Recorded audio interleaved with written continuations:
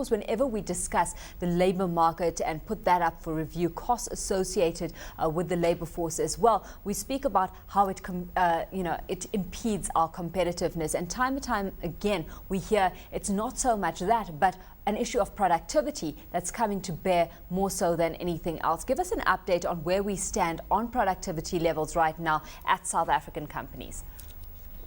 Alishia, thank you very much.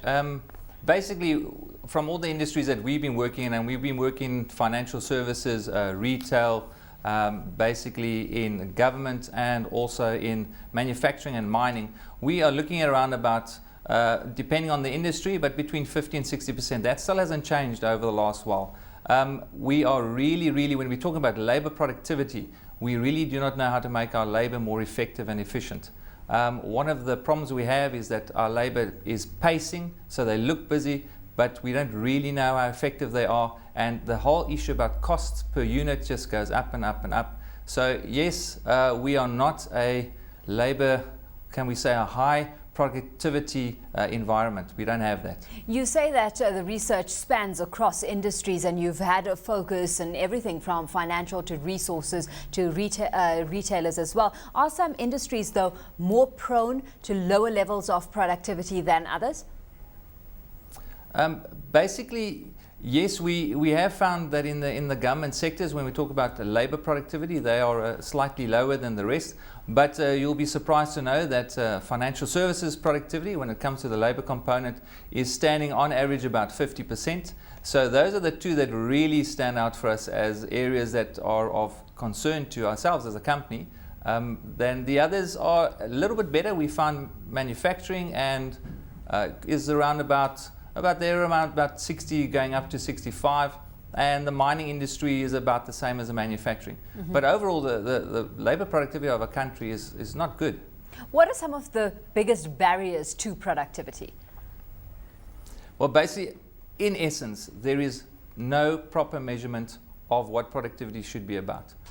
We are not measuring productivity at all, and we have no standards. And when we do measure productivity, we don't get it back to the right place, or the productivity is incorrect. That's one of the biggest barriers we find, is that management's inability to coordinate and execute production plans. In essence, we've got all these production plans, we bring them onto the floor, but we can't get the floor to implement them effectively. There's a lack of transparency.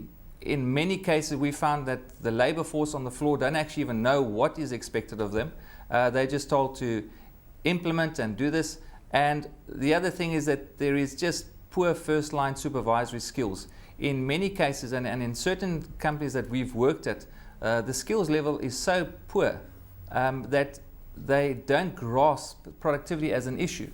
And in essence, what happens there is that if you don't understand how productivity works, it's very difficult to tell people to be more productive. If you don't have standards of which people can aim towards, well, you'll find is that if you don't have a standard, then no one will ever achieve them. And if you have incorrect standards, you'll basically fool yourself in believing that you're actually highly productive, when in essence, you actually are pretty poor. Arjen, from what you're saying, it seems communication, or lack thereof, is the biggest hindrance right now.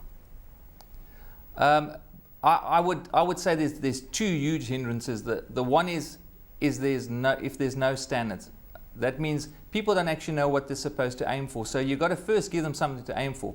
If they don't know that they're supposed to produce 10 an hour, then they're not going to be able to produce 10 an hour. Secondly, once you've got that, you need to communicate to your staff effectively and efficiently about how they're going to do that and how they're going to achieve it.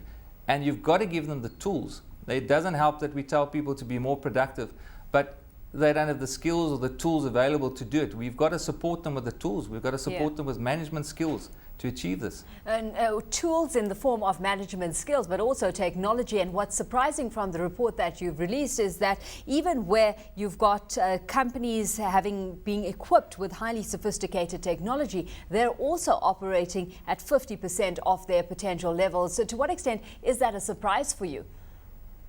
Well, Alishia, it's one of those very funny things here. Let's take financial services as a sector. Most of them have implemented workflow and they've got content management systems. That means they've automated their processes. Yet when we come into companies there with all the automated processes, with all the MIS that they have available, all the measurements they've put in place there, we are finding overall about a 50 to 55% productivity level in financial services. So what we found is that it doesn't help throwing technology at the problem. You still need to manage the people that are doing the work. So technology is pushing it nicely along, and we're getting all the reports that are telling us where we are, but it hasn't had an impact on the actual person on the floor. So we're finding that he is supposed to be working there for about an 8-hour day, and in essence, he literally only produces about a 4 or 5 hour work. And that's just unacceptable. So we're finding that technology is not the silver bullet. You still need people to manage the people that are working in this environment. Is there a rising awareness among South African companies of what needs to be done, Arjen, to improve productivity levels of their workforce?